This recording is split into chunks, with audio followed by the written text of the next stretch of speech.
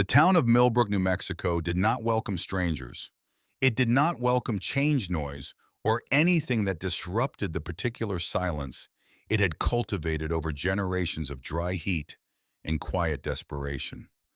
Nestled against the crumbling eastern face of the Sandia foothills, it was a place of red dust and faded paint, of American flags, sun-bleached to the color of old roses of diners that closed at 8, and churches that filled on Sunday out of habit more than faith. The kind of town where people knew your business before you did, where a man's worth was measured by how much trouble he did not cause, and where anyone who stood out for the wrong reasons learned very quickly to make themselves small.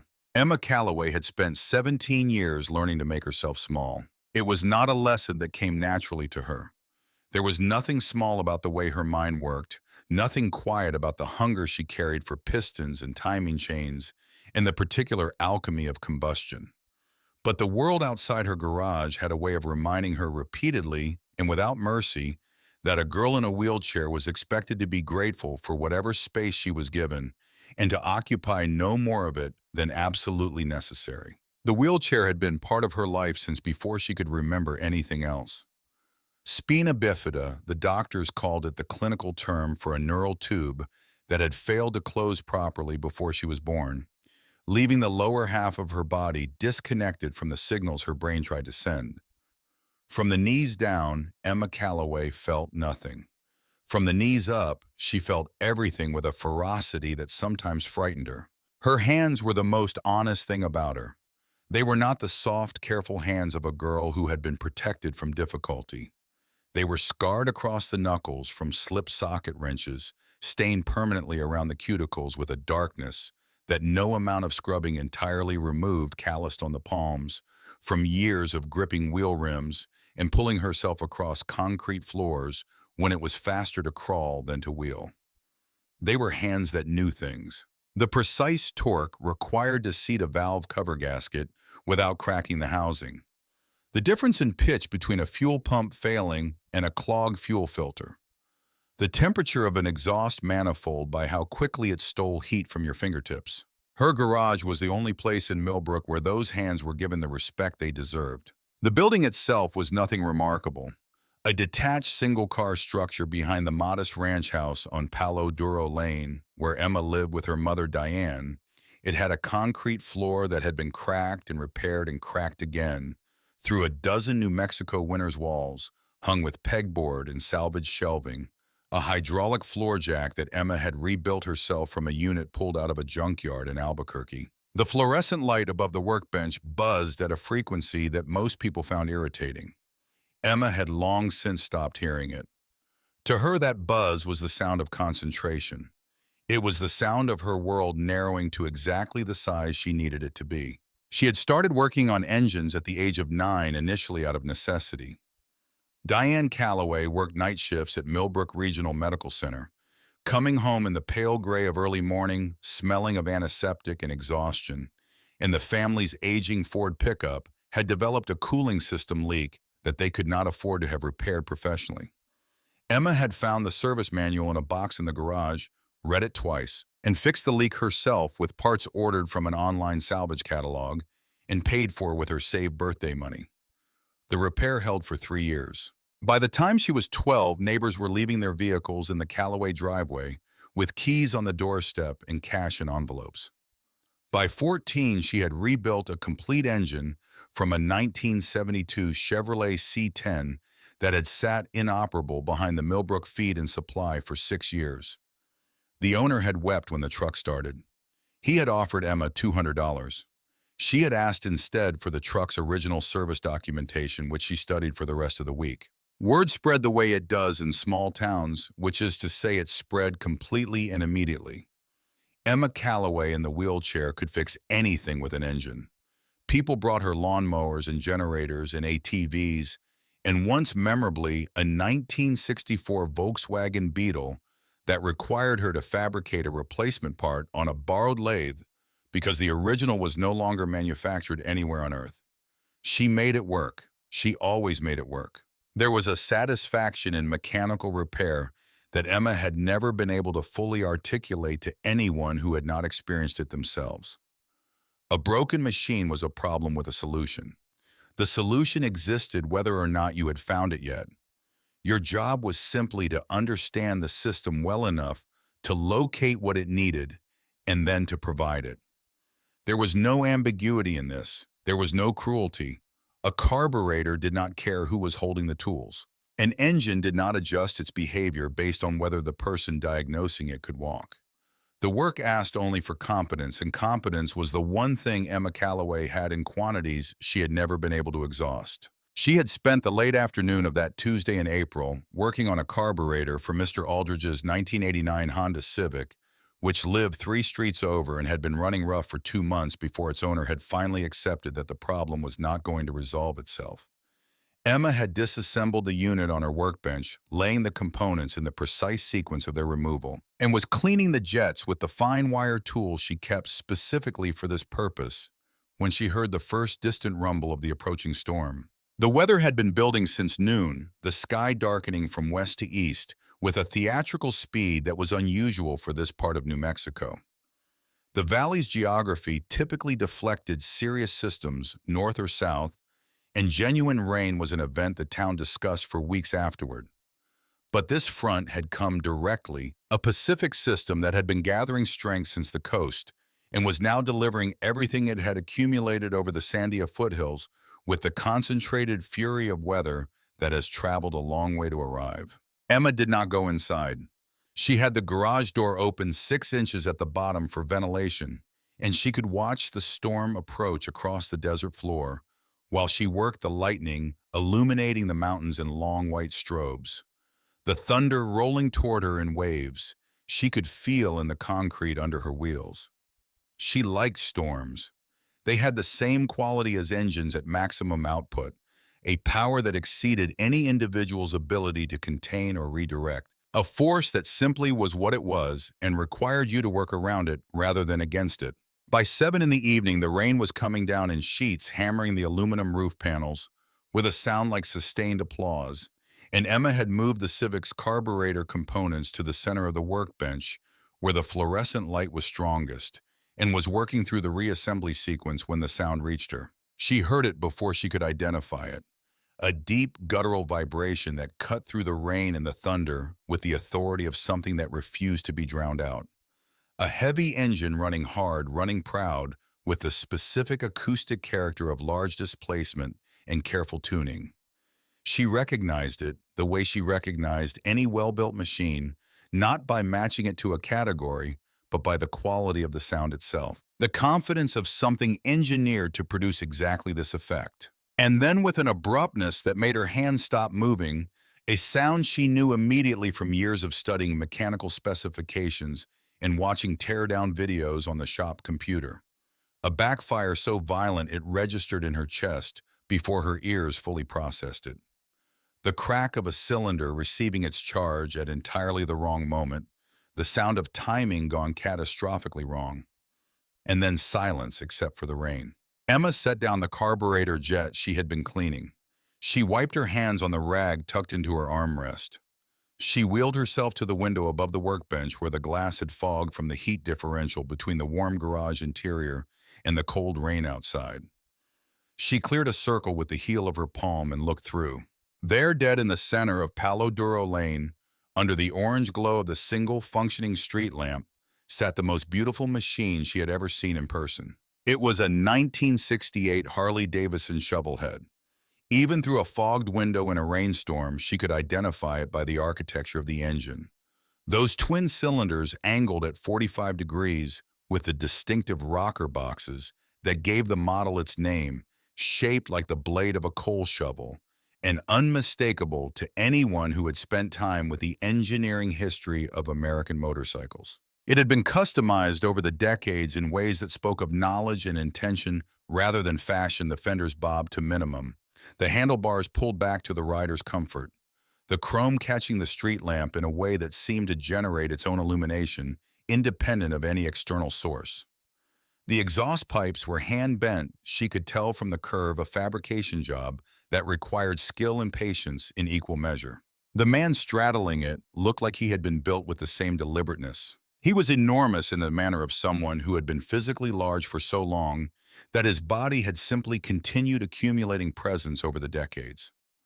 Well over 6 feet broad through the shoulders and chest, in a way that spoke of genuine physical work, rather than gymnasium vanity wearing heavy black engineer boots, rain-soaked denim, and over a dark hooded sweatshirt, a leather vest. The vest was what told the full story. Even through the rain and the fog glass, Emma could read the patches. The winged skull at the center of the back, the top rocker, the bottom rocker. Hell's Angels. Up and down Palo Duro Lane, the response was immediate and unanimous. Porch lights died. The television blue, visible through the Henderson's front window, disappeared as though someone had pulled a plug. Mrs. Kowalski's curtains, which had been parted to observe the incoming storm, snapped shut with a finality that suggested they would not be opening again until morning.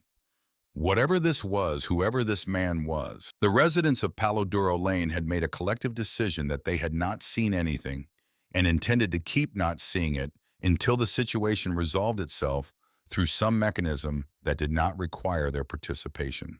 Inside the house, Emma heard the back door. Her mother had come home early from a shifted schedule and had been in the kitchen when the backfire sounded. Through the window over the workbench, Emma could see at an angle that required her to position herself carefully. Diane Calloway's face at the kitchen window.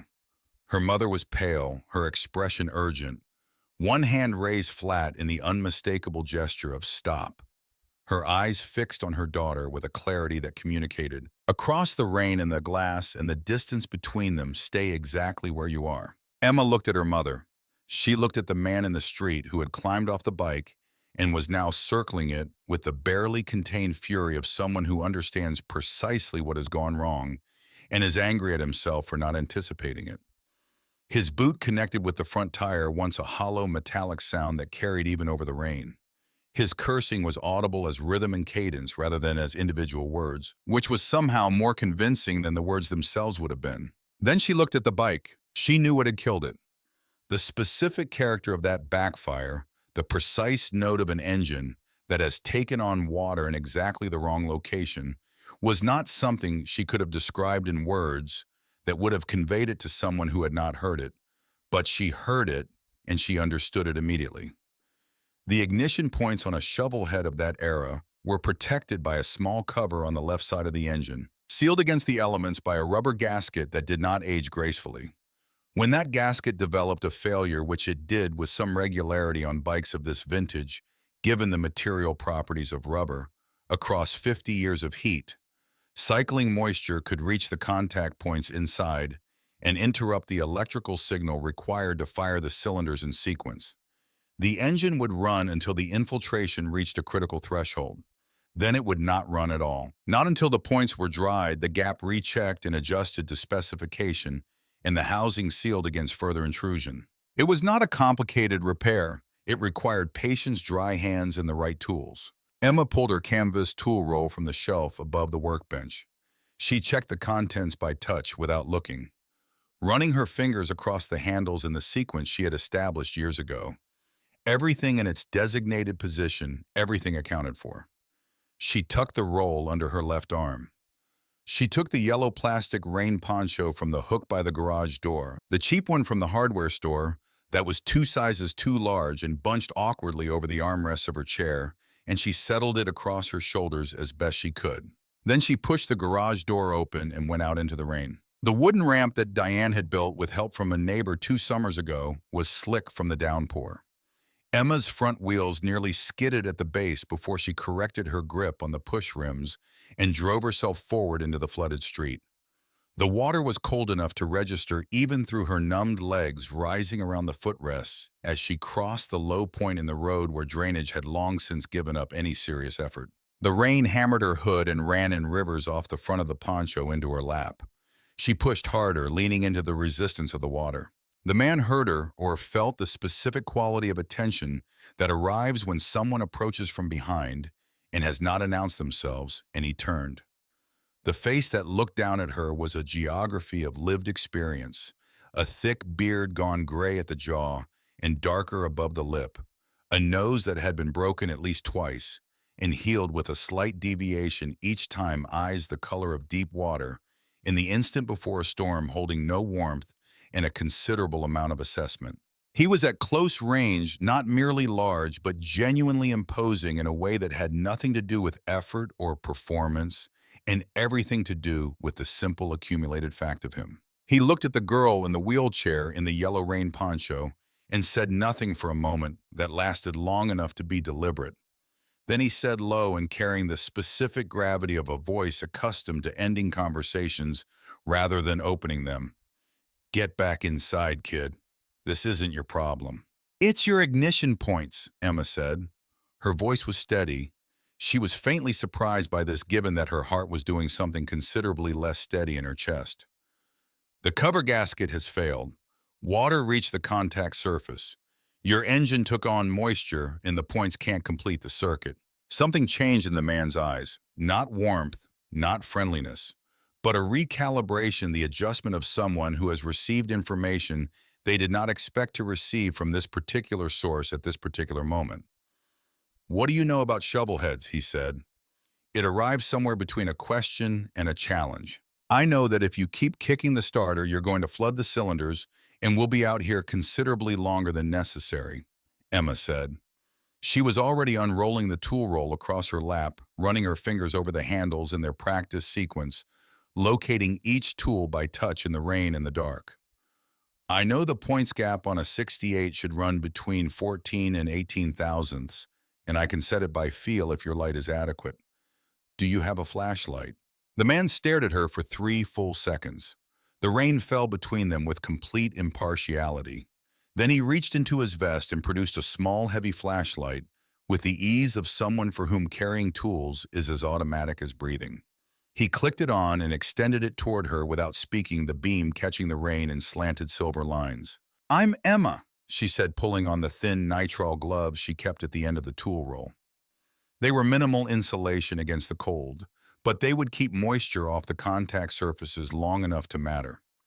"Hold that on the left side of the engine, low just above the primary cover." "Bull," the man said after a beat. He positioned the light with the precision of someone who has held tools for other people before and understands that the beam needs to be exactly where the work is happening. "They call me Bull. Don't move the light, Bull."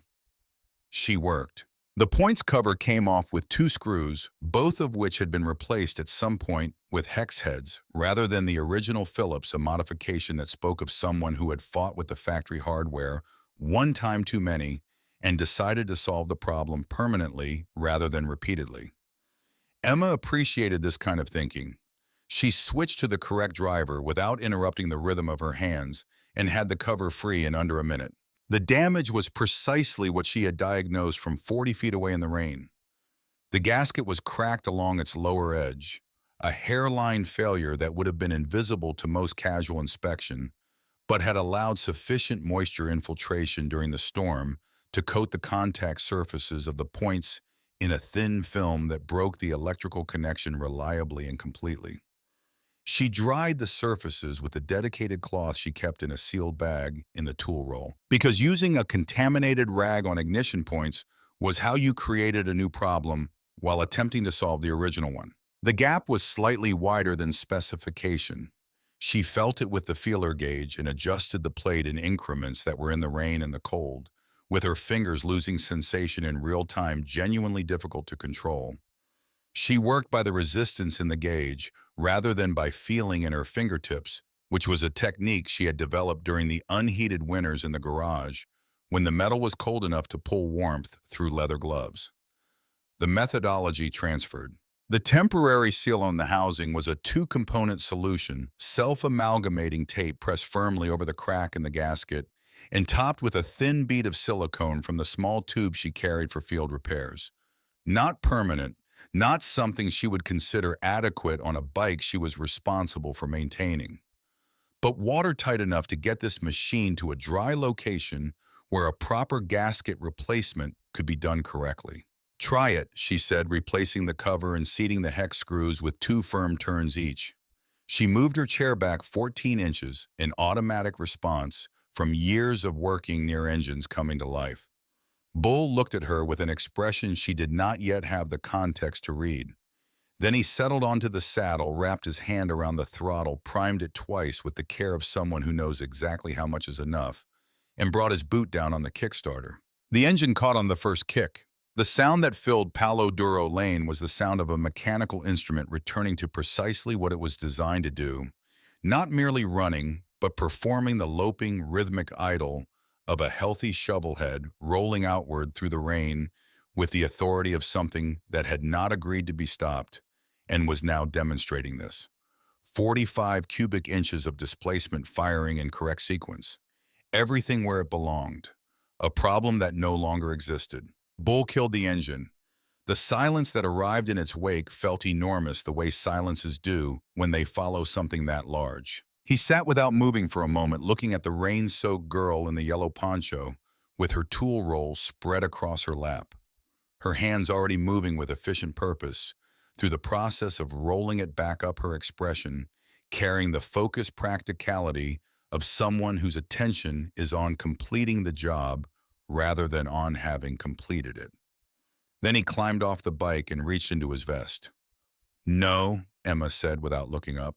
He stopped. "You haven't seen what I'm offering. I don't need payment for that." She secured the strap on the tool roll and tucked it back under her arm. A 68 shovelhead in that condition doesn't end up stranded in a rainstorm if the person maintaining it doesn't know what they're doing. The points cover gasket is a documented weakness on this model. You were overdue for replacement. Get a proper gasket kit when you're somewhere dry. Part number is available through any Harley dealer, or you can go aftermarket. Kibblewhite makes a reliable one. Ishihosh. Bull lowered his hand slowly. The money went back into the vest. He looked at her with something that had moved past assessment into a register she did not have an immediate name for. "Who hit you?" he said. The question arrived without warning, and Emma's hand stopped moving for the first time since she had come out into the rain. She had not thought about her wrist in several days, which was how she managed things that could not be managed through any more direct approach. She had placed it on the mental shelf reserved for things she was not currently addressing behind the immediate demands of the civic carburetor and the logistics of the school week and the constant low-grade arithmetic of getting through each day without a visible fracture in her composure. "I tripped," she said. "Wheelchairs don't trip. I caught my wheel on a curb." Bull crouched down. He did it with the deliberateness of a very large man making a conscious effort not to use his size as an implicit threat, lowering himself until he was at eye level with her, his forearms resting on his knees, the rain falling on both of them with identical indifference. At this distance, his eyes were not cold in the way she had initially read them. They were something else entirely. The careful quality of someone who has seen enough of a specific category of thing to recognize it immediately and without ambiguity. "I know what a grab bruise looks like," he said, his voice quiet enough that it did not carry past the two of them. "I've put enough of them on people over the years to know the shape." Emma looked at the water pooling around her wheels. The street lamp threw broken reflections across its surface, moving constantly in the rain. "It's just high school," she said. The phrase arrived automatic, worn to smoothness by repetition. "It doesn't matter. I manage." Bull did not respond immediately. He looked at her for a sustained moment with the expression of someone deciding how much of what they want to say serves any useful purpose. Then he stood slowly and reached toward the wheel of her chair. Emma's hands moved before her mind fully engaged a reflexive, protective response before she registered that he was not reaching for the chair, but for something caught between the spokes. He worked it free carefully, a piece of paper thoroughly saturated with rain, the ink bleeding in rivulets across its surface in multiple directions. He held it under the street lamp and read it. The paper was fluorescent pink, the kind used for school bulletin board announcements, and despite the water damage, the letters printed in heavy black marker remained legible. "Millbrook High Senior Prom Handicap Parking Only Freaks Stay Home." The muscles in Bull's jaw tightened. It was not a dramatic expression, and it was not theatrical.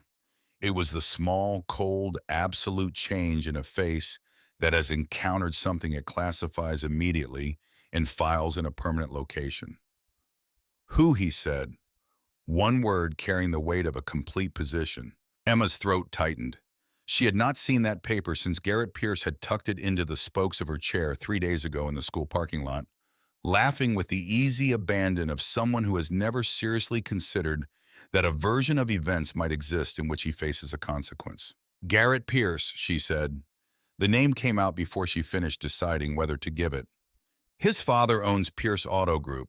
His father funded the athletic complex renovation 4 years ago. The school administration is aware of his behavior and has determined that awareness is a sufficient response. Bull folded the wet paper with 2 precise creases and placed it in the inside breast pocket of his vest directly over his chest with the deliberateness of someone filing a document in the only archive that matters to them. He looked at her one final time, the street lamp catching the weather geography of his face. "Stay dry, Emma," he said. He swung his leg over the shovel head, settled his weight into the saddle with the ease of long familiarity, and kicked the engine to life. The shovel head thundered. He gave her one last look, carrying something she would think about later when she was trying to understand what had happened tonight, and released the clutch. The tail light bled red into the rain as he accelerated to the corner, leaned into the turn, and disappeared southward into the dark. Emma sat in the flooded street for a moment that was longer than it needed to be. The rain continued. The porch lights on Palo Duro Lane remained dark. The neighborhood had seen nothing and would continue to have seen nothing, which was not a surprise. She turned her chair and pushed herself back up the ramp to the garage. Inside, she hung the poncho on its hook and sat at the workbench with the carburetor jet back in her hand, not working, just holding it. For those 20 minutes in the street with her hands doing what they were built to do on a machine that deserved the attention, she had not been the girl that Garrett Pierce had appointed himself to diminish. She had been a mechanic. She had been competent and necessary and completely herself. That feeling remained quiet and specific in her chest as she returned her attention to the Civic's carburetor and went back to work. She did not know that Bull Dawson, riding south through the rain, had stopped at the first red light he reached and sent a text message to a number he carried in memory rather than in his phone's contact list. She did not know what the message contained. She did not know that Garrett Pierce's name had been entered into a ledger from which his father's money had no mechanism of removal. She knew only that for the first time in longer than she could accurately measure, she did not feel invisible. She placed that feeling on a different shelf than the one reserved for things she was not addressing. She put it somewhere accessible, somewhere she could find it again if she needed to. The week that followed the storm moved the way difficult weeks move in small towns with a slow and unhurried brutality that has nowhere to rush because it knows it will arrive at its destination regardless. Monday came gray and windless over Millbrook, offering nothing in the way of consolation, and Emma Calloway pushed herself through the front doors of Millbrook High with her tool roll secured under the seat of her chair and her gaze fixed on the middle distance, which was her equivalent of keeping her eyes down without performing the full submission of it. The hallways carried the specific energy of prom week. Couples moved with the careful pride of people who have been publicly claimed and want this to be visible. Decoration committees occupied doorways. Someone had strung additional streamers along the main corridor overnight, silver and blue catching the fluorescent overhead light and throwing cold sparks across the linoleum floor. Emma navigated through all of it with the efficiency of someone who has memorized the obstacle map of a space and moves by memory rather than real-time observation. She did not allow herself to think about Bull Dawson or about the way he had folded that pink paper and placed it over his heart, which had felt standing in the rain like something being recorded in a place from which it could not be erased. That feeling was not one she could afford to trust without evidence. The world had not, in 17 years of her experience of it, arranged itself around what she deserved. She had learned to spend hope only where it had a demonstrable probability of return. She thought instead about the Honda Civic, the head gasket job that remained on the Civic's D-Series engine, and the secondary complications that had developed from months of operating with a compromised cooling system, and whether Mr. Aldridge's understanding of the scope of the work matched what the work was actually going to require. These were problems with parameters she could define and solutions she could locate. They were the right kind of problem. Wren Ashford was waiting at the biology classroom door. This was not unusual. Wren had shared Emma's lab table since the fall semester seating assignment that alphabetical order had imposed, and what had begun as the proximity of accident had developed over 2 semesters, and without any formal declaration, into something that operated like genuine friendship. What Emma appreciated most about Wren was the absence of performance in it. Wren did not make a visible effort to be kind to the girl in the wheelchair. She simply acted as though talking to Emma and sitting next to Emma and occasionally sending her links to things she thought Emma might find interesting were entirely unremarkable activities because for Wren they were. It was the most natural thing she did, which meant it was the most valuable thing she offered. Wren was 17, slight with reddish hair, kept back in a style that suggested a decision made once and not revisited, practical rather than considered. She existed outside the social hierarchy that Garrett Pierce occupied and controlled in the quieter population of Millbrook High that was not so much unpopular as simply uninvested in the game that consumed the school's most visible 10%. She had serious and specific interests in plants and pollinator ecology and soil chemistry, which she discussed with complete earnestness when the topic arose, and without apparent awareness that earnestness was something her peers had been trained to regard with suspicion. Emma found this quality restful in a way she had difficulty articulating. "You look tired," Wren said. This was her version of asking how you were doing. "I'm fine," Emma said. This was her version of answering. They went into biology. The week moved through its increments. Tuesday evening, Emma finished the civics head gasket, working under her portable shop light with the kind of concentrated presence that left no interior space for anything unrelated to the task. She cleaned up at 11, rolled into the kitchen, ate a bowl of cereal standing at the counter in the sense of being positioned beside it, and went to bed without turning on her phone. She lay in the dark and listened to the desert quiet outside, and did not think about anything in particular, which was itself a kind of rest. Wednesday morning arrived with a quality of light that was different from the days around it. A brightness that had no meteorological explanation, simply present the way certain mornings are when the atmosphere has arranged itself into particular clarity. Emma noticed it and did not assign it significance. She had learned to be careful about assigning significance to things that had not yet earned it. She arrived at school 20 minutes before the first bell. Her standard practice, the extra time a buffer against the friction of navigating hallways before they filled to the density that made wheelchair movement a negotiation rather than a transit. She stopped at her locker, worked the combination from memory, and pulled the door open. The envelope was on the top shelf. It was a standard white envelope, letter-sized, her name written on the front, in handwriting she recognized after a moment as Wren's. The specific slant of it was familiar from 2 semesters of shared notes, a leftward lean that was distinctive without being dramatic. She looked at the envelope for a moment before she picked it up. She told herself clearly that she was not going to assign significance to it before she understood its contents. She opened it in the chair, right there in the hallway, pulling the single folded sheet free, with fingers that were steadier than they had any right to be, given what was happening in her chest. The handwriting was the same as the envelope. Careful, personal, the kind of writing that takes time rather than the kind that simply gets the words down. It said, "Emma, I know we mostly only talk in class, but I've been meaning to say for a while that I think you're the most interesting person in our grade, and I mean that in the best possible way. I don't have anyone to go to prom with, and I thought maybe you might want to go together. Not as a date thing necessarily, just as 2 people who would probably have a better time together than apart. If you want to meet me in the cafeteria at lunch today. If you don't, no pressure and it won't be weird. Wren." Emma read it twice.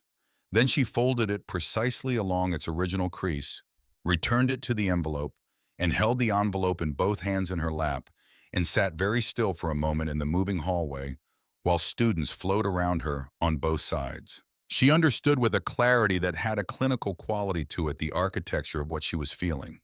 She recognized hope. She recognized its specific texture, the way it made the air feel slightly different, and the world slightly more contingent than it had been the moment before.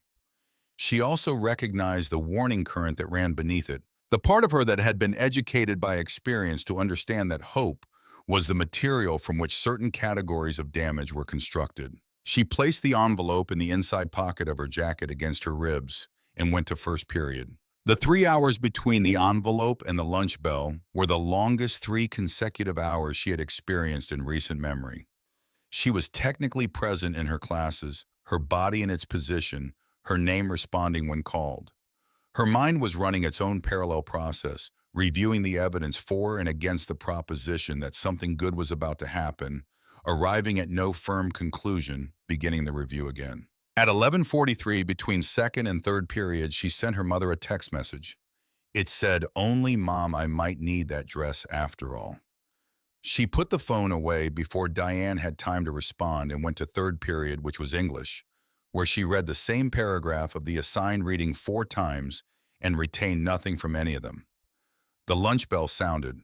Emma stopped at the bathroom that was accessible on the building's far side. The detour that cost her 3 minutes she did not always have to spare. She checked that her hair was reasonable and her jacket was straight, that nothing about her appearance would become a liability in the next 30 minutes. She bought a single red rose from a junior conducting a student council fundraiser in the main hallway. It cost $2. She was aware that this was more than the occasion technically warranted, given that the note had specified not as a date thing necessarily, but she bought it anyway and held it across her lap as she pushed through the cafeteria doors. The cafeteria was full. The cleared weather had returned people's appetites, and the room held 300 students in the noise and heat of the lunch period. Emma moved along the near wall, her eyes working systematically across the tables, looking for Wren's particular shade of reddish hair. She did not find her. Wren was home. A stomach virus had arrived without warning Wednesday morning and put her in bed with her phone on the charger and her awareness of what was happening at Millbrook High School reduced to nothing. She would learn about it later. She would not learn about all of it until later still. What Emma did not yet know, standing in the cafeteria doorway with a rose in her lap and hope carefully maintained in her chest, was the sequence of events that had occurred on Monday morning. Garrett Pierce had been at his locker when he watched Wren Ashford, 2 rows away, write something at the small fold-out shelf of her locker door. He watched her seal the envelope, walk it to Emma's locker, work the combination with the ease of someone who has been given the numbers and used them before and place it inside. He watched all of this with the particular attentiveness of someone who collects information the way other people collect tools, against a need he cannot yet specify but trusts will eventually arrive. He had gone to Emma's locker after Wren left. He tried the combination he had memorized while watching Wren's hands, and it opened without resistance. He took the envelope, opened it in the first-floor bathroom, using a technique he had seen once, and filed away because it was the kind of thing that might be useful someday, and read the note inside. He held it for a moment. He understood what he was holding. He sat in the library during his free period and reproduced Wren's handwriting. The slant was the critical element. He practiced it on scratch paper 6 times before he was satisfied that the result would pass a cursory inspection. He placed the copy in a fresh envelope, wrote Emma's name on the front in the practice slant, and returned it to the locker before second period. He kept the original. He spent Monday afternoon coordinating with 3 members of the football squad and with a student council member named Trace, who had unsupervised access to the cafeteria's PA system during lunch and owed Garrett a favor that Garrett had been holding in reserve for the right application. Wednesday morning, he confirmed that Wren Ashford was absent. The PA system crackled to life at 12:17, 4 minutes into the lunch period, when the cafeteria was at its fullest. Emma had been navigating toward the center of the room when the static came, and she stopped as everyone stopped, the Pavlovian response of 12 years of school bells and intercoms, producing a room-wide pause. Garrett Pierce's voice came through the speakers with the amplified ease of someone completely comfortable with an audience and fully prepared for this particular performance. "Hey, Millbrook High, quick announcement for everyone. So apparently there's a really romantic situation happening in the cafeteria right now. Emma Calloway thinks she's getting a date to prom. She's been looking around for somebody. Let's all give her a hand finding them." The sound that followed was not immediate laughter. There was a suspended moment first, a collective intake of breath lasting exactly long enough for Garrett to appear from behind the student council desk near the far wall. He was flanked by three members of the varsity football squad. One of them was holding a poster board on which Garrett's copy of Wren's note had been photographed and enlarged and printed. Emma's blood did not run cold. That description was wrong for what actually happened. What happened was more precise than temperature. The world contracted to a single point and then expanded with everything rearranged. The ordinary cafeteria light became clinical and harsh. The 300 faces around her became a single audience. The rose lying across her lap became the most conspicuous object in the room.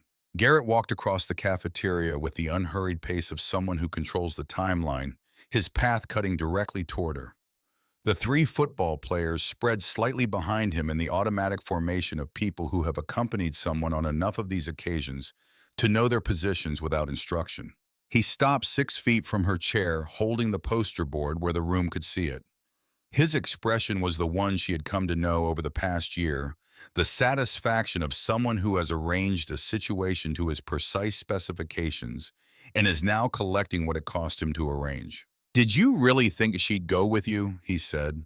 His voice was conversational, calibrated for the room rather than for Emma specifically, which was the cruelest register available because it made her the subject of the performance rather than a participant in a conversation. "Look at you. You can't even dance. You actually believed Ren Ashford wanted to take you to prom." Emma's hands were gripping the armrests of her chair. She did not know when they had moved there. The knuckles of her right hand had gone white against the metal. The response from the room distributed itself the way crowd response always does. Some students laughed the reflexive social laughter of alignment with whoever controls the room. Some students looked carefully away, the practiced neutrality of people who have calculated that visible discomfort is a liability they cannot afford. A scattered few throughout the cafeteria did not laugh and did not look away, and their faces carried something that would have been legible as distress if anyone had been looking at them rather than at Emma. No one stepped forward. "Leave me alone, Garrett," Emma said. Her voice came out more level than she expected, which surprised her, and she saw from the brief adjustment in his expression surprised him marginally as well. He recovered immediately. "Oh, I am leaving you alone," he said. "I'm leaving you exactly where you belong." The signal he gave was a slight tilt of his chin toward the table to his left. One of the football players, a heavy-set junior who had the specific quality of someone who acts on instruction without consulting the part of his brain that evaluates whether the instruction is worth acting on, reached for the half-full cafeteria trash can beside the nearest table. It happened in the 2 seconds between Emma's understanding of what was about to occur and her physical inability to prevent it. The bin came over in a controlled arc, tilted and released with precision, and the contents fell across her lap, her hands the spokes of her wheels. Spoiled milk from a tipped container, wet napkins, food scraps from a dozen abandoned trays. The smell arrived before the sensation. Then the sensation, cold wetness, spreading across her thighs, which she could not feel, and across her hands, which she could, and the weight and smell of it covering her lap and her wheels, and the very precise humiliation of being marked in this way in front of 300 people who were all looking. She did not cry. She was not capable of crying in this moment, which was not because she was strong, but because she had passed through the threshold where the injury could produce that kind of response and arrived somewhere on the other side of it, somewhere quieter and emptier. She put her hands on her wheels. The waist on her palms transferred to the rims, and she pushed anyway, backing out of the space, moving toward the cafeteria doors. Behind her, the laughter was present, but she did not turn to assess how much of it there was or where it was coming from. She kept her eyes on the doors. She pushed through them and into the hallway and down the hallway and out the side exit, and she was outside in the April afternoon with the smell of the cafeteria on her and the rose somewhere on the floor in there, because it had fallen and she had not gone back for it. She sat for a moment at the bottom of the ramp with her hands on her wheels and the sun falling on her face with an indifference that matched the rest of the afternoon. Then she started pushing. 2 miles from Millbrook High to Palo Duro Lane. Roads that had not been designed with wheelchair navigation as any kind of priority. 3 sections of broken sidewalk. 2 curb cuts that were technically installed, but at angles requiring precise approach to navigate without catching a wheel. 1 long section of county road where no sidewalk existed at all, and she had to take the gravel shoulder, which cost significantly more effort per foot than paved surface. She did all of it without stopping. The April sun was warm enough against her wet clothing to be uncomfortable, and she did not think about that. She thought about nothing which was as close to peace as the afternoon was going to offer. She pushed until her arms were burning from the shoulder sockets down until the muscles along the back of her neck had contracted into tension that would require days to fully release. Until she reached the wooden ramp on Palo Duro Lane and went up it and closed the garage door behind her. The garage was dim. The tools were in their positions on the pegboard. The hydraulic jack stood in its corner. The fluorescent light was off, and in the limited light coming under the door, everything was shadow and the familiar shapes of things she knew completely. She transferred to the rolling mechanic's stool, lowering herself with her arms the way she had been doing since she was old enough to do it without help, and sat with her palms on her knees in the quiet. Then she got to work on the Civic. She worked because work was the one reliable mechanism she had for returning to herself. It placed demands on the part of her that functioned correctly and gave the damaged parts nothing to do but wait. She cleaned components that did not require cleaning. She verified tolerances that were clearly within range. She did the work with a completeness that left nothing unresolved and nothing uncertain, the opposite of how the afternoon had made her feel. She was working at 5:30 when she heard the car. Diane Calloway came through the garage door still in her scrubs from the early shift she had picked up when her supervisor called that morning, her hair loose from its work bun in the way that suggested she had pulled it free sometime during the drive without thinking about it.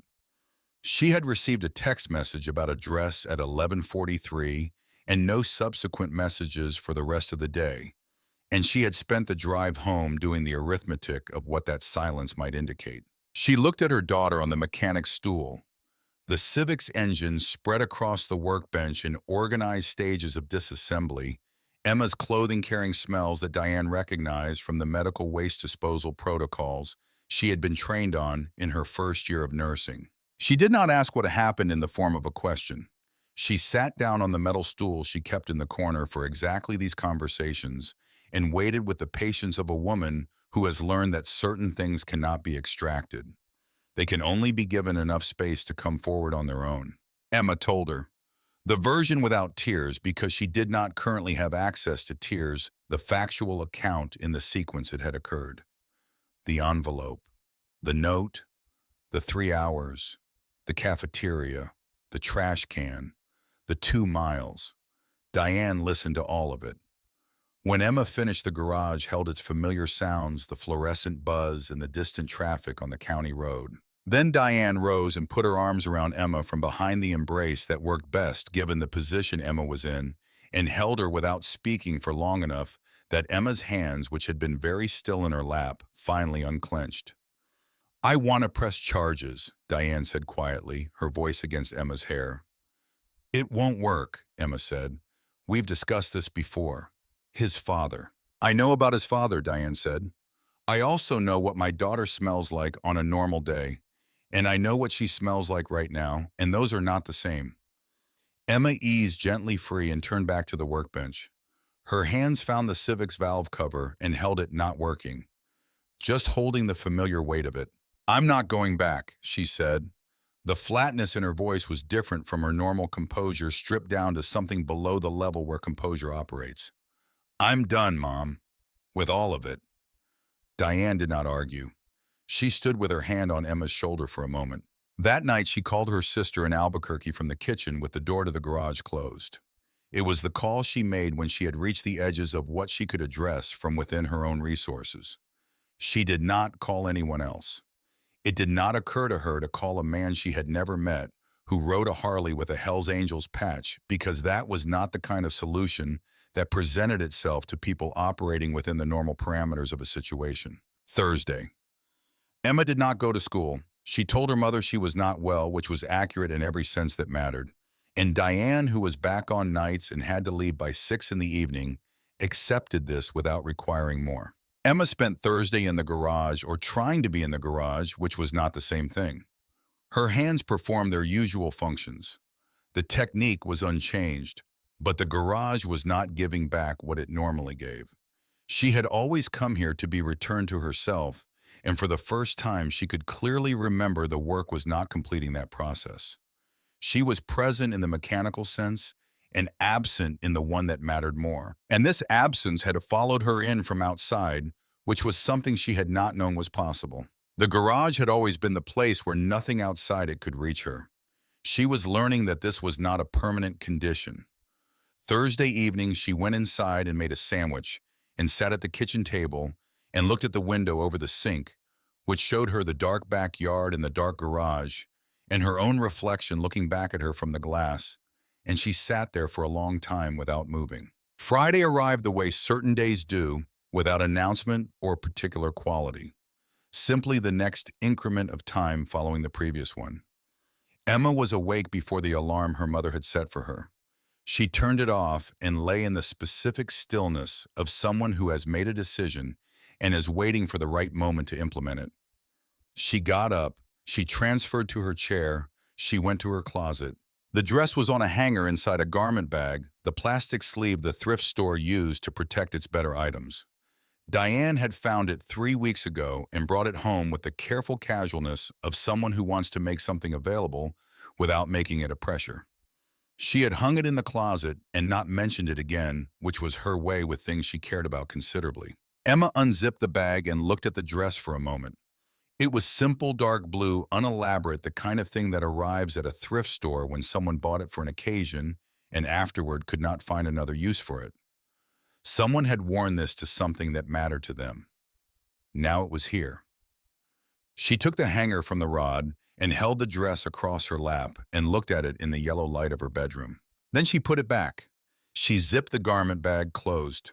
She reached for the small lockbox on the shelf above the closet rod where she kept the cash from her repair work, and she took the key from the chain around her neck and opened it and removed the key to the lockbox.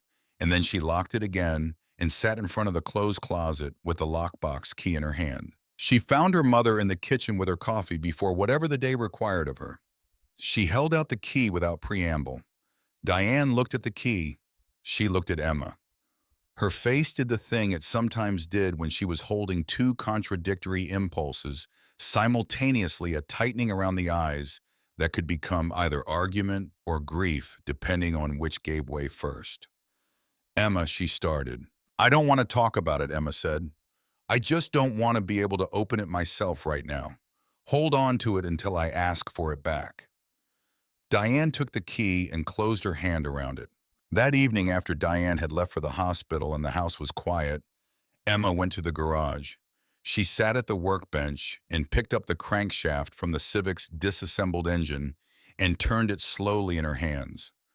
The journals were precision ground steel, hardened to tolerances, measured in 10,000ths of an inch, and she could feel under her fingertips the extraordinary care that had gone into manufacturing this component. The fact that the difference between correct and incorrect was a measurement invisible to the unaided eye. She turned it over and over in the dim light of the single utility lamp and thought about nothing. 2 miles away, the gymnasium of Millbrook High School was being decorated for the prom that was happening tonight. Streamers in silver and blue, string lights on the support columns, a rented sound system and a mirror ball, and 300 students who had been planning this evening for months. None of that was audible from the garage. The silence where it might have been was its own sound. Emma set the crankshaft back on its wooden rest with the care she brought to all precision components, regardless of her current state, because carelessness with precision components was a habit, and habits operated below the level of mood. She folded her hands in her lap. The fluorescent light buzzed. The garage was still. Outside, the desert night had arrived over Millbrook in its enormous patient dark, and through the strip of sky visible under the partially raised garage door, the first stars were beginning to show the way. They showed in the desert, where there was nothing to compete with them, vast and cold, and exactly where they always were. It was 7:43 in the evening. The ground moved. Not seismically. Emma had felt the Rio Grande Rift's minor tremors, had felt the random directionless rattling of tools on pegboard hooks, and the brief lateral shimmy of objects on shelves that had no rhythm and no intention behind it. This was different in every quality. This had rhythm. This had direction. This was the movement the ground makes when something purposeful is being imposed upon it from above. When sufficient mass moving in formation transfers its energy downward through asphalt in subsoil and concrete foundation. She set her hands flat on the surface of the workbench and felt it come up through her palms. The crankshaft vibrated against the metal bench surface. The utility light moved on its cord a small arc back and forth. The tools on the pegboard hooks shifted, the lighter ones trembling. The coffee mug Diane had left that morning moved a quarter-inch along the shelf and stopped at the edge. Emma turned her chair to face the garage door. The sound followed the vibration by a few seconds, which was physics, the earth conducting energy faster than air, and what arrived was not a single sound, but an accumulation of layered sounds, building the way a weather system builds individual elements, combining into something that exceeded any of them separately. Exhaust, combustion, the precise acoustic signature of large displacement V-twin engines running at low throttle in close proximity to one another. A sound that at sufficient numbers stopped being mechanical and started being something the body received at frequencies below language. Emma gripped the handle at the bottom of the garage door and rolled it upward on its track. The night came in. What she saw down Palo Duro Lane stopped her hands on the door. The headlights crested the low rise at the south end of the street in a double line that extended back beyond the limit of visibility, a river of light moving at the pace of a procession, unhurried, absolute. The engines were at idle, which at this quantity produced a sound less heard than absorbed, a frequency that reorganized something in the body below the level of conscious processing. They came two by two down Palo Duro Lane, and they did not stop coming. They filled the street from one curb to the other, and by the time the formation's leading edge reached the Callaway driveway, Emma had counted past 90 and stopped counting because the number was beside the point. At the front of the column, alone by 10 feet, was the 1968 Harley-Davidson Shovelhead. She recognized the machine before she recognized the man on it. She had spent 20 minutes with her hands inside that engine, and the architecture of it was part of her. Now in the way things you have repaired become yours, a non-transferable ownership. The bike moved with the authority of something correctly built and devotedly maintained, and the man on it sat with the stillness of someone who has been riding long enough that the machine and the body have negotiated a permanent agreement. Bull Dawson brought the shovelhead to a stop at the end of the driveway, put his boot down, and cut the engine. Behind him, in a sequence that moved backward through 200 machines, the engines died one by one, the sound diminishing from the front of the formation to the rear, until the last one went quiet, and Palo Duro Lane was left in a silence so complete and so sudden, it had a physical quality like pressure equalizing. The porch lights on the street remained dark, every single one. The neighborhood had made the calculation it had made on a rainy Tuesday with one motorcycle and was applying it with absolute conviction to 200 of them. Whatever was occurring on Palo Duro Lane tonight was not something the residents of Palo Duro Lane had witnessed, were witnessing, or intended to claim any knowledge of at any future point. Bull dismounted and walked up the driveway. He was dressed differently than in the rain. The same leather vest, the same patches in their positions, but underneath a clean dark shirt, and his boots had been recently treated, the leather less cracked than Emma remembered. Behind him, the riders sat on their machines with the patient stillness of people accustomed to holding formation for whatever duration the situation required. They were not uniformly young. Some were gray-haired. Some carried the dense physical presence of men who had been large for a long time. They sat without hurry, watching the man at the front of their column walk up the driveway toward a girl in a wheelchair in a lit garage. Emma had not moved from the doorway. She was still holding the handle of the door. Bull stopped at the base of the ramp. He looked at her with those deep water eyes, and he looked at the garage behind her with its organized tools and its hydraulic jack and its workbench covered in the staged components of a disassembled engine, and he looked back at her. He did not explain how he had known. He did not describe the text message sent from a red light in the rain or the conversations that had occurred over the subsequent 48 hours among people who communicated in a network that did not resemble the networks of ordinary civilian life, or the calls that had gone out across 3 states beginning on Thursday morning. He did not justify his presence in any of the formal ways that the civilian world expected. He did not operate in that register. He said, "Get your dress on, Emma. You're going to prom." Emma looked at him. She looked at the 200 riders sitting motionless in her street. She looked back at Bull. "The dress is locked in a closet," she said. "My mother has the key." Something moved in Bull's expression, not quite amusement, the recognition of a particular kind of irony. "Call your mother," he said. Emma took her phone from her jacket pocket. Her hands were steady, which was remarkable given what was happening in her chest, which was not steady and had not been since the ground began to move 8 minutes ago. She called Diane.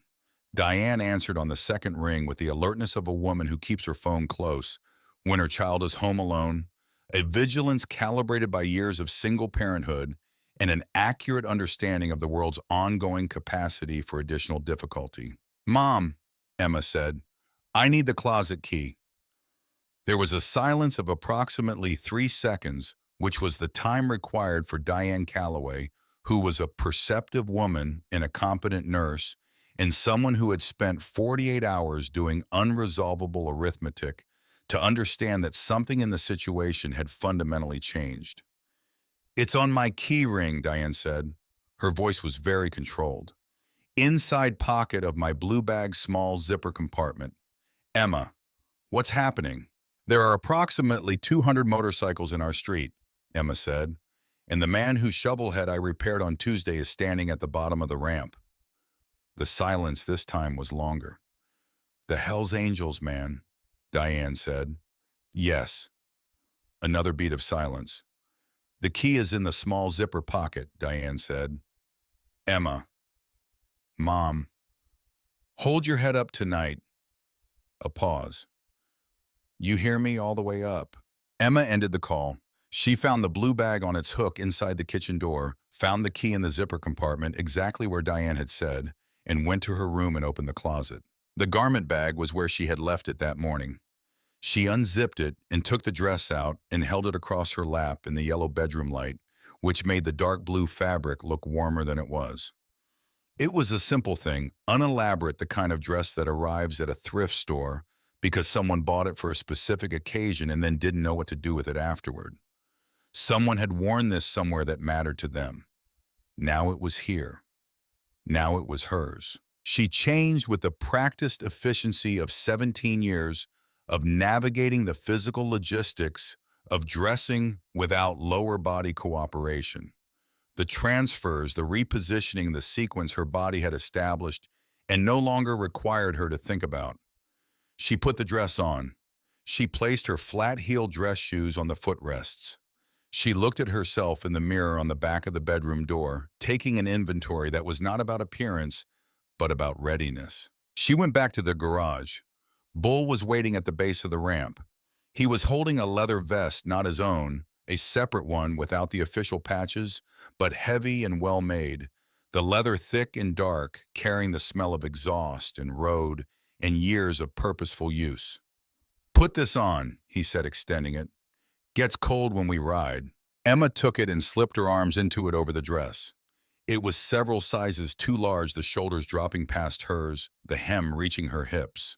It was the most substantial thing she had worn in recent memory. She pushed her arms through until her hands came out of the cuffs and settled it across her shoulders and felt its weight settle against her. She looked up at Bull. He nodded once, the specific nod of someone who has decided a thing is correct and has nothing further to add to the assessment. "Your chariot," he said and stepped aside.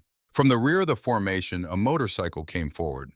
It was a trike built on a Harley frame, but the rear section had been rebuilt so completely it constituted a separate creation.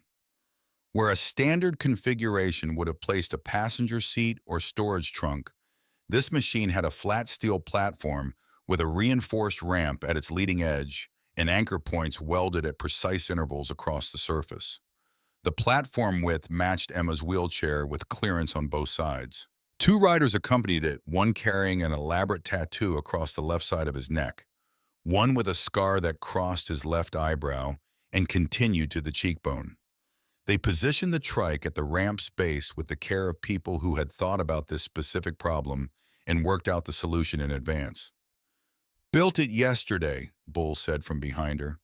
"Figured you'd want to ride in your own seat." Emma looked at the platform. She looked at the ramp. She put her hands on her wheels. She went up in two pushes and rolled onto the steel surface and stopped. The anchor points were exactly where she would have placed them. The man with the neck tattoo secured the ratchet straps across her wheels with the efficiency of someone who has worked with mechanical restraints his entire working life, checking the tension with the flat of his hand, no excess, no slack. He did not look at her while he worked. His attention was on the task. When the straps were correctly set, he stepped back and looked at her once briefly with an expression she could not immediately categorize and went back to his machine. Bull returned to the shovel head. He settled into the saddle. He raised his right fist slowly above his head, a single deliberate motion. 200 engines started. The sound did not build. It arrived fully formed, a wall of mechanical force that pressed against the chest and filled the ears and reorganized the air. Car alarms on Palo Duro Lane activated in sequence, their electronic protests completely inaudible beneath the collective displacement of the formation. The street lamp nearest the driveway flickered once and stabilized. Bull dropped his hand. The formation moved. Emma had ridden in vehicles her entire life. Cars and medical transport vans, and once when she was 11 and had dislocated her shoulder, a helicopter. She had never ridden like this. Elevated on the platform above the trike, open to the night air at the center of the formation, with riders close enough on both sides that she could have reached out and touched their arms, the warm desert air of a New Mexico April, moving across her face and through her hair. The vibration of the trike's engine traveling up through the steel platform and into the frame of her chair, and from there into her bones. She did not grip the armrests. She placed her hands flat in her lap on the fabric of the dress and let the formation carry her. The route through Millbrook Center was 2 miles.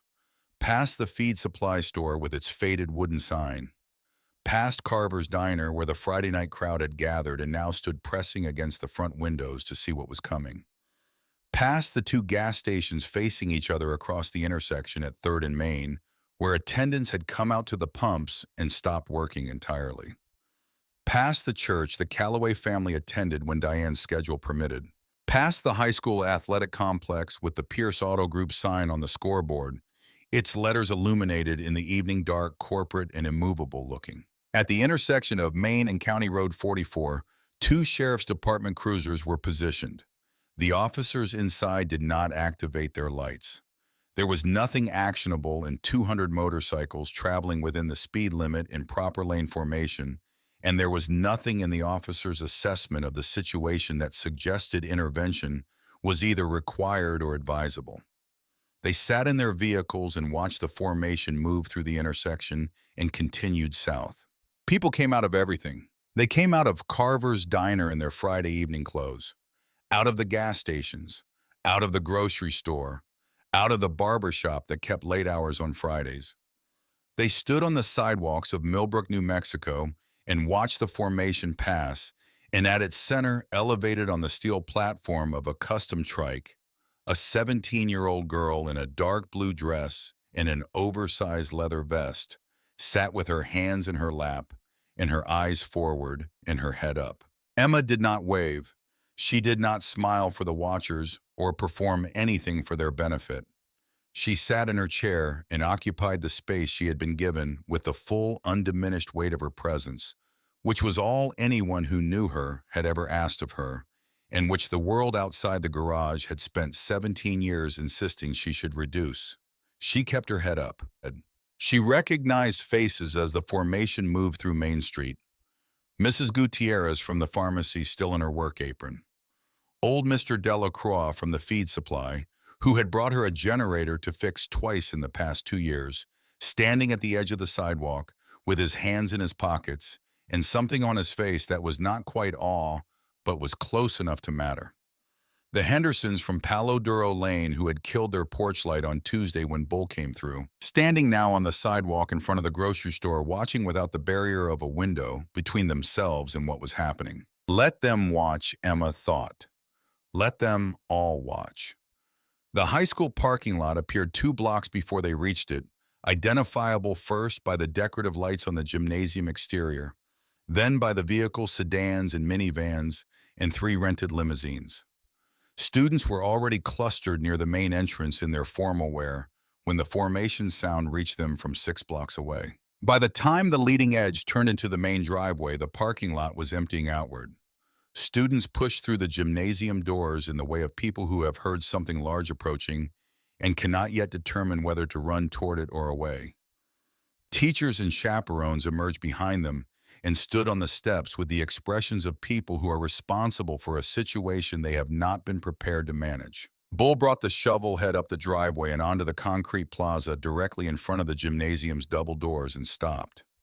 The formation spread into the parking lot behind him, filling it with a precision that had no apparent coordinator, the product of people who had done this enough times that it required no direction. They blocked every exit. They occupied every available space of asphalt. The engines died.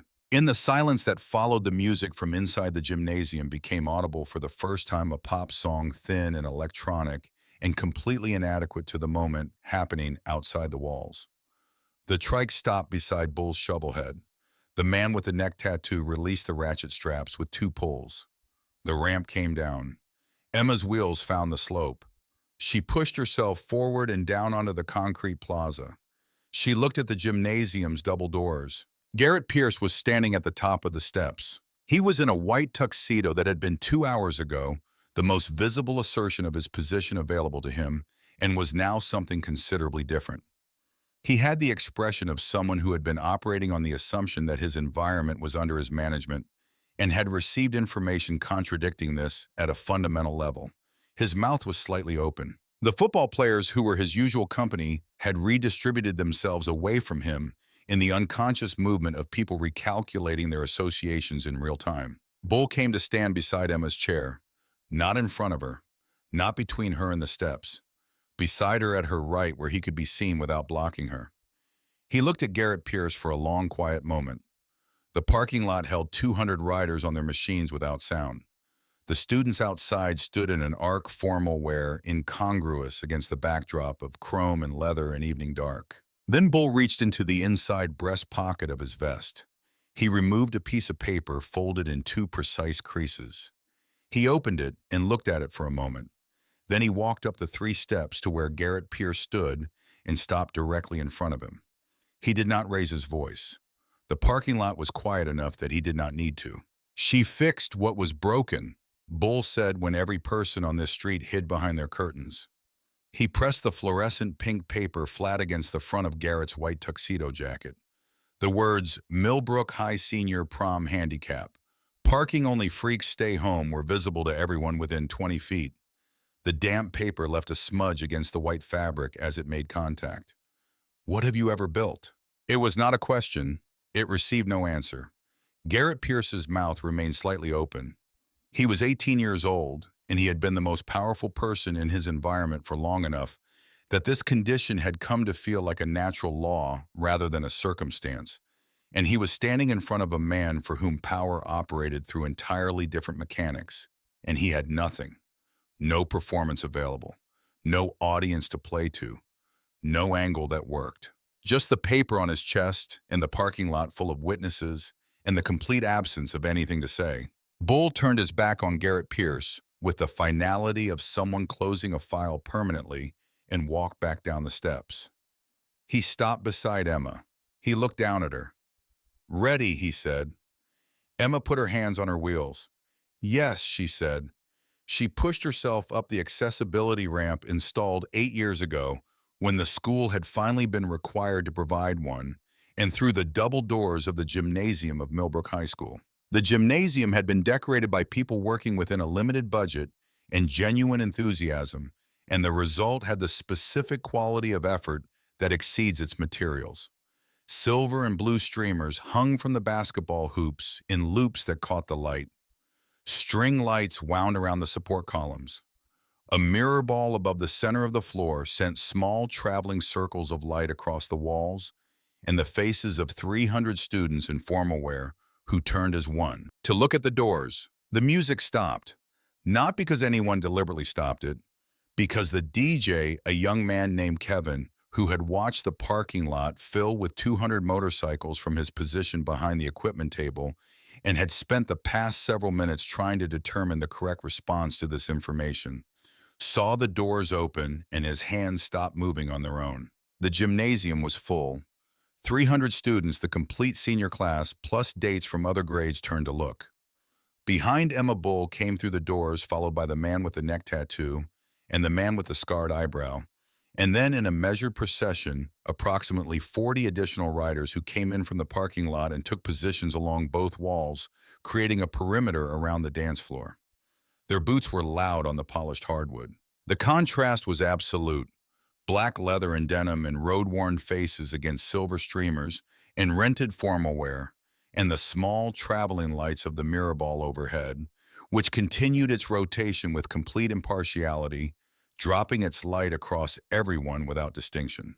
The school principal, Mr. Hargrove, was a man in his late 50s who had spent more than 2 decades in educational administration and developed over that time a reliable sense for which situations required immediate action and which required strategic stillness.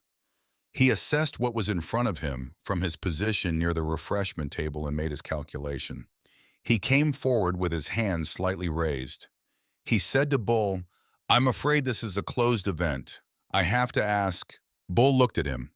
Mr. Hargrove finished the sentence in his head rather than aloud, took a full inventory of the 40 riders along the gymnasium walls and the 160 visible through the glass doors in the parking lot, and arrived at his revised position.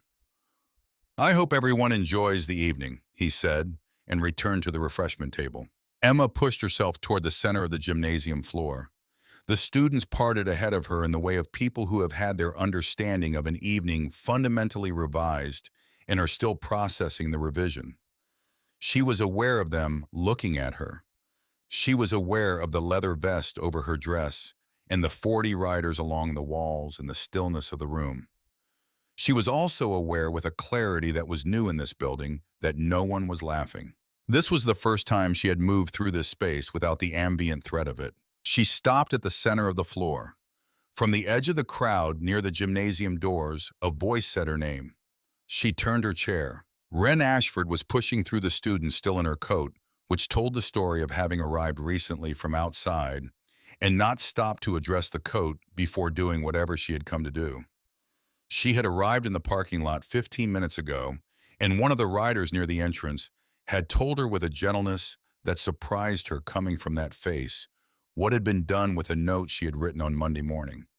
She had come through the crowd since then without stopping. She reached Emma and stood.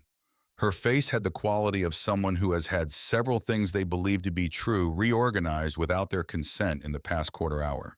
She looked at Emma and said nothing for a moment. Then she said, "I didn't know." "I know you didn't," Emma said. "He copied my handwriting." The flatness in Wren's voice was the flatness of someone holding a significant amount of feeling inside a very compressed statement. "I know." Wren was quiet for another moment. Then she reached into the pocket of her coat and took out a piece of paper. It was folded in the same creases as when she had written it, a little soft from days of being carried. She held it out. The real note. On the real paper, in the real handwriting that had not been practiced to deceive anyone. Emma took it. She did not open it.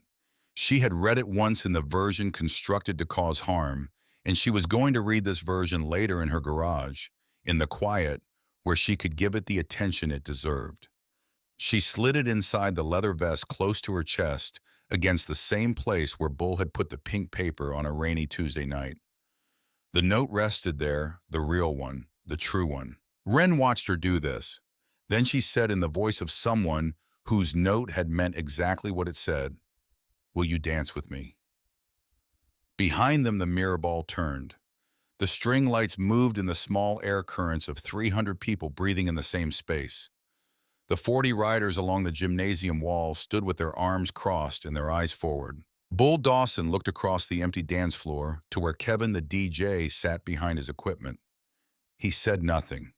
He simply looked with the focused attention of a man accustomed to communicating requirements without words. Kevin, 22 years old, 3 years into running sound at local events, having never experienced an evening remotely like this one, turned to his equipment and scrolled to the right track. Something slow, an acoustic arrangement, guitar and voice, and enough space in it for something real to happen.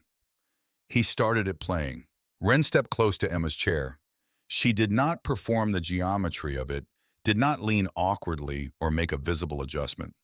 She simply stood at the right distance and took Emma's hands in hers and began to move with the music in the small, unhurried way of someone not thinking about how they look, but about where they are and who they are with.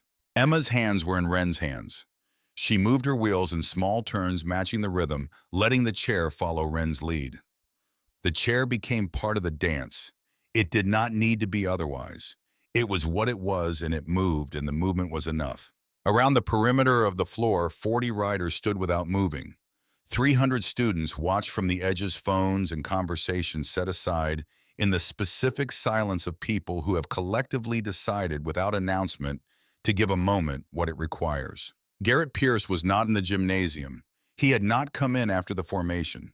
He was somewhere in the parking lot in the dark beyond the line of motorcycles in his white tuxedo, with the pink paper smudge on the lapel, and whatever he was doing with his thoughts was his own business, and nothing Emma needed to concern herself with. The song moved through its structure. Ren and Emma moved with it.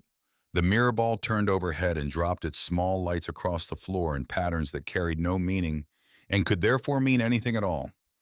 Near the gymnasium's far wall, separate from the other riders, an older man watched. He was 67 years old and he had ridden 400 miles that day, which was not the longest single ride of his life, but was the most deliberate. He was not large in the way Bull was large.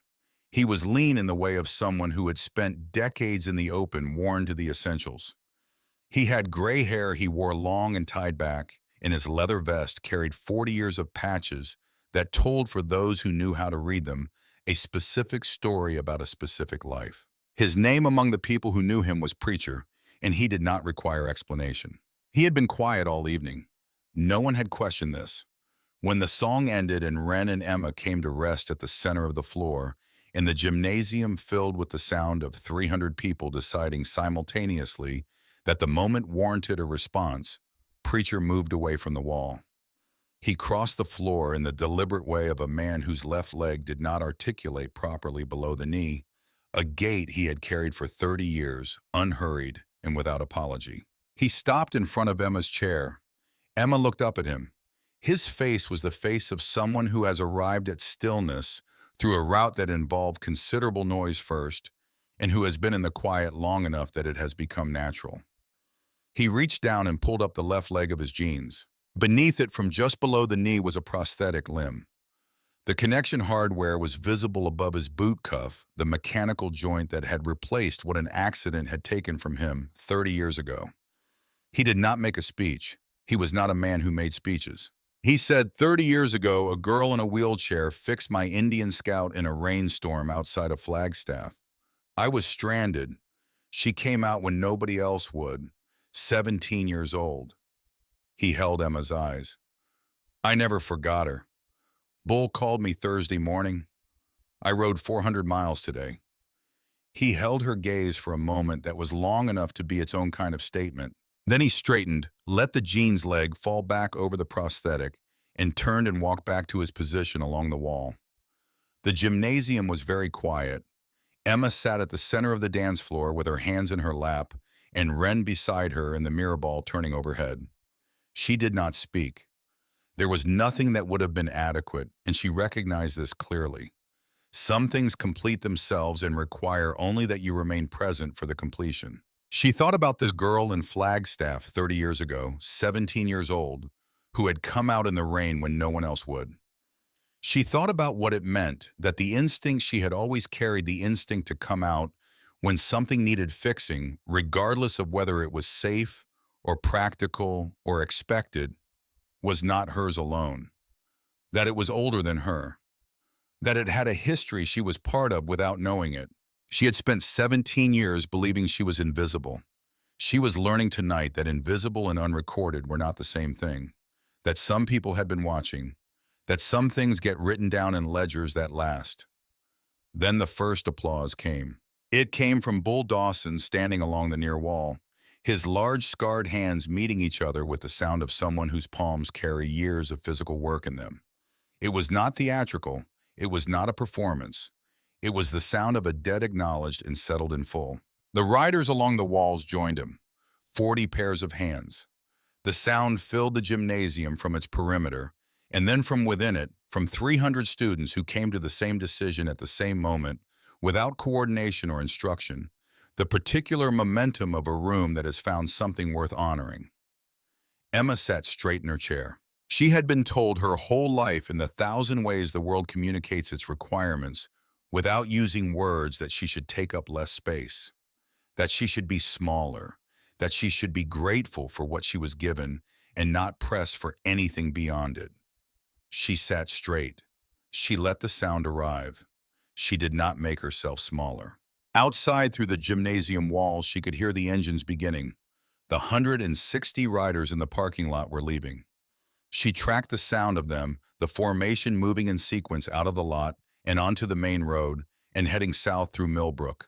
The sound decreasing in volume and frequency as the distance grew, dropping below hearing into the quality of vibration, and then below that into nothing, into the silence that a large sound leaves in its place, which is a specific kind of silence different from silence that has never been filled. Then that was gone too, and Millbrook was quiet the way it was always quiet. And inside the gymnasium, the DJ put on another song, and the prom of Millbrook High School continued around Emma Calloway and Wren Ashford at the center of the dance floor. Wren leaned slightly toward her and said quietly, "I meant all of it, everything I wrote." "I know," Emma said. "You are the most interesting person in our grade." Emma considered this for a moment. "I'm also the only person in our grade who can rebuild a shovel-head ignition system in a rainstorm by feel." Wren thought about that. Those things might be connected.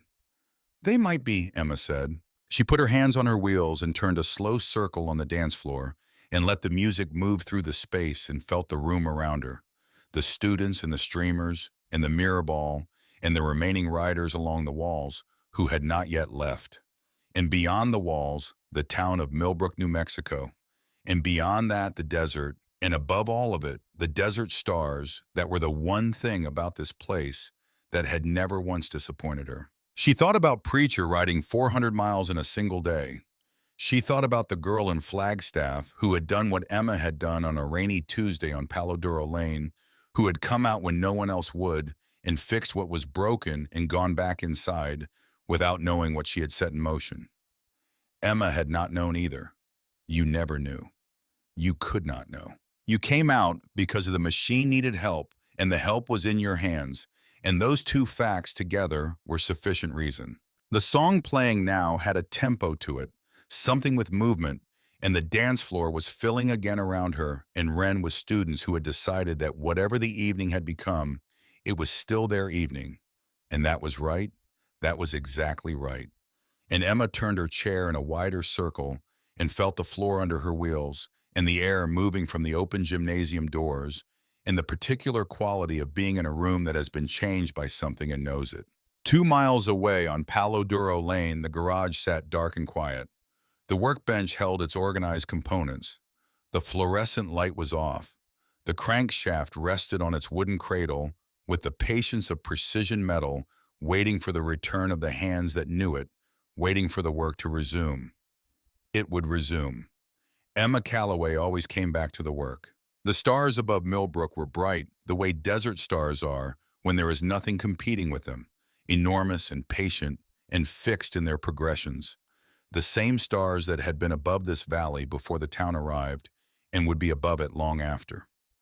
They moved overhead in their slow arcs above the garage and the school and the county road, and the last of the formation heading south through the dark. Above, a girl in a dark blue dress who had spent 17 years learning to make herself small and had tonight, with 200 witnesses and the echo of 400 miles ridden in her name, finally run out of reasons to keep doing it.